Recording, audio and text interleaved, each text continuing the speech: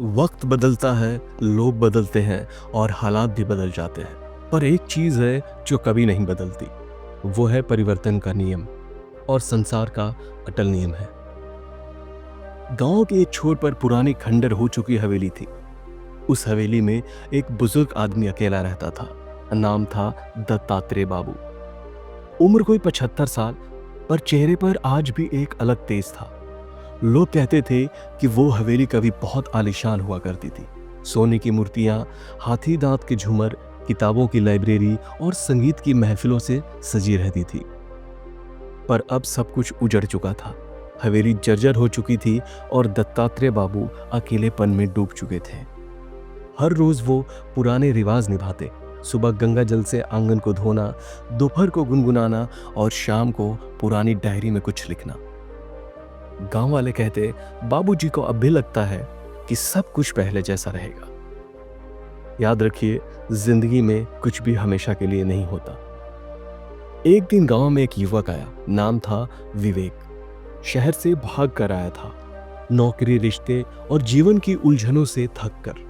वो दत्तात्रेय बाबू के दरवाजे पर रुका और बोला कि अगर आपकी इजाजत हो तो मैं कुछ दिन यहां रुकना चाहता हूं। बाबूजी ने मुस्कुराते हुए कहा कि आ जाओ बेटा, हवेली को भी तो किसी की आहट चाहिए होती है।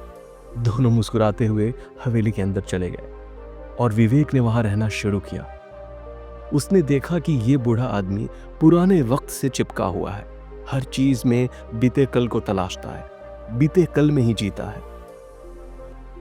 वो हर चीज को पहले जैसा बनाए रखना चाहता है, चाहे वो दीवारों की दरारें हों या रिश्तों की स्मृतियां। एक शाम विवेक ने साहस जुटाया और पूछा कि बाबूजी, आप इस हवेली की मरम्मत क्यों नहीं कराते, या इसे बेचकर शहर में शांति से क्यों नहीं रहते।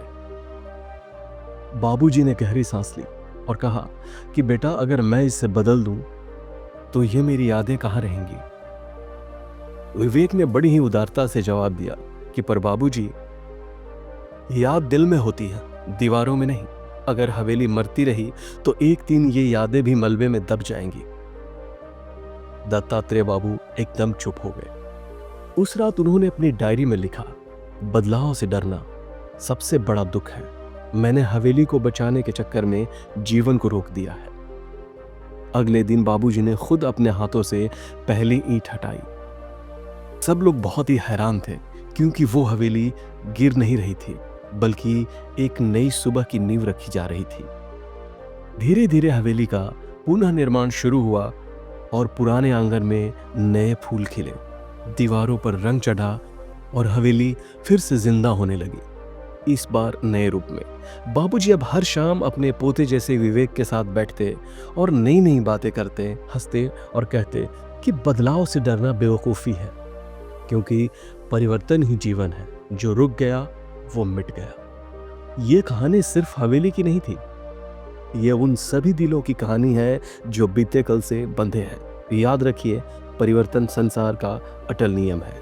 जो इसे स्वीकार करता है वही आगे बढ़ता है, और जो नहीं करता वो वक्त के साथ धूल में मिल जाता है। कहानी अच्छी लगी तो लाइक कर दीजिएगा और शेयर कीजिएगा उन दोस्तों के साथ जो बदलाव से डरते हैं, और कमेंट में बताइएगा कि जिंदगी में बदलाव कितना जरूरी है। मिलते हैं एक और मोटिवेशनल कहानी के साथ। अपना ख्याल रखें।